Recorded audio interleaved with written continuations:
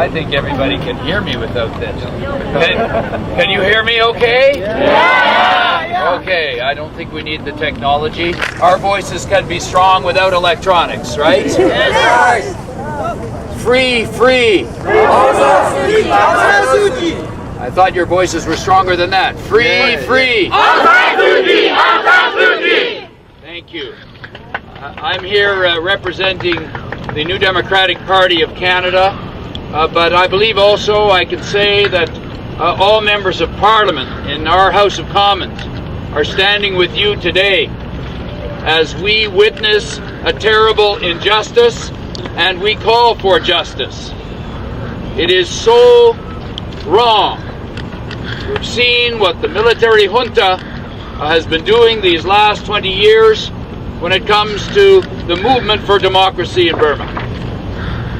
And many Canadians were moved by the struggle of the monks. They have been moved by the struggle of Aung San Suu Kyi, so much so that she has been made an honorary Canadian citizen. Well, my friends, it is time for all Canadians to stand up for our honorary Canadian sister who has been unjustly imprisoned once again. And just as our government should be stepping forward to protect any Canadian citizen who faces injustice, no matter where they might happen to be in the world, we call for our government now to take all the steps that would be taken to protect any Canadian citizen from an unjust trial.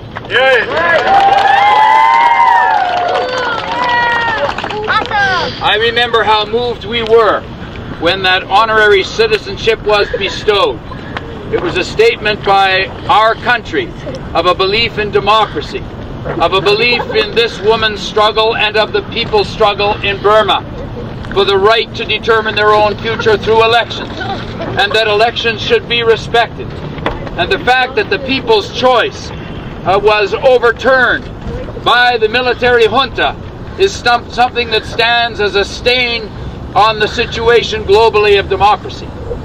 And so you stand here in Canada today at the forefront of the struggle for democracy and human rights. Yes. And we must continue to build this movement right across Canada. Yeah. Let us call on our government to use all of the powers that it has under a piece of legislation called CIMA, which has to do with economic sanctions, some of which measures have been put in place, but I would call on the government now to make sure that no investment whatsoever is taking place in Burma as long as this injustice prevails.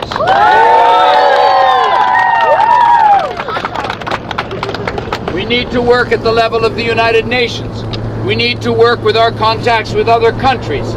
It's extremely important, for example, that we be in touch with the Chinese government and ask the Chinese government to become part of the movement to create some freedom and democracy in Burma. Other governments too can join with us. We're sure that the U.S. administration will take up this issue under the leadership of President Obama, and we should stand with a growing movement of governments around the world that say that this kind of imprisonment is absolutely unacceptable. How can an election take place next year when the leader of the most recently elected popular movement of Burma is in jail? It cannot happen. So friends, we're here in solidarity with you.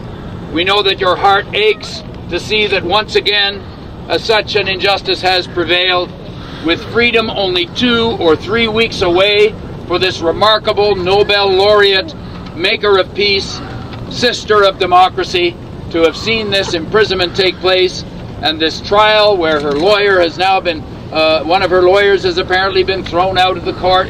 All of this shows that the military junta has only one thing in mind, and that is to crush the movement for democracy. Well, I think the people of the world are not going to let that happen.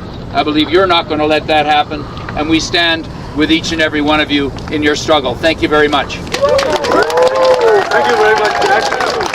And Jack and Olivia and NDP, New Democratic Party, always stands behind the people of Burma, and then they always supported us.